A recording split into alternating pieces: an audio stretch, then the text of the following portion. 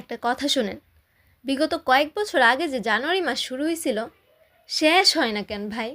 বিশ্ব উলট পালট হয়ে যাইতেছে, মাগার জানুয়ারি মাস শেষ হওয়ার নাম গন্ধটুকু নাই। এক বেডি 5 কোটি টাকা দিলেও হিজাব খুলতো না কইয়া 5 বিয়া কইরা বইয়া রইছে। এদের জ্বালাই শান্তিতে ঘুমাইতেও পারি না। রাত 2টা বাজে ঘুমাইলাম, সকালে উঠা দেখি এত বড় বিনোদন মিস হয়ে গেছে। বর্ষা আপা নাকি আত্মহত্যা করতে গিয়া দড়ি সিরা পইরা গেছে। হইলনি কথা, আরেকদিকে তাহসান ভাই বিয়া করছে, এখন সে হইল গিয়া জাতির ভাবি। ভাবির ভাত খাওয়া দেখতে দেখতে আমার ভাত খাওয়ার রুচি শেষ হয়ে গেছে। জাতির ভাবি পর্যন্ত ঠিক ছিল।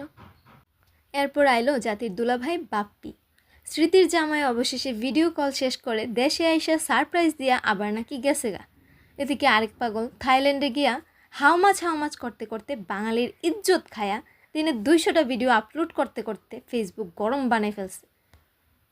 এদিকে আমার জামাইটা যে বলতেছি আমারে কক্সবাজার নিয়ে যাও, সে আমারে কক্সবাজার নিতে নিতে বছরের পর বছর গিয়া নতুন বছর আইসা পড়ছে, তাও আমার ট্যুরে যাওয়া হইল না।